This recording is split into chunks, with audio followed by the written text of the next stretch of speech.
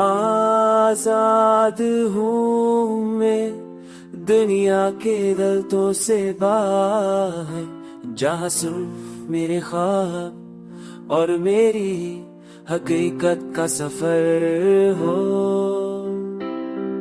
वक्त के हुजूम में मैंने अपने दिल को पहचाना, हर जंजीर हर गई बस यादों में गई। अब मैं चलता हूँ अपने फैसले अपनी राहों के साथ, न किसी की उम्मीद न किसी की मायूसी मेरे कदम रुक सके। मेरी सोच मेरी रोशनी मेरे अंदर की हवा मुझे ले चलती है उस जगह जहाँ सुकून बसे।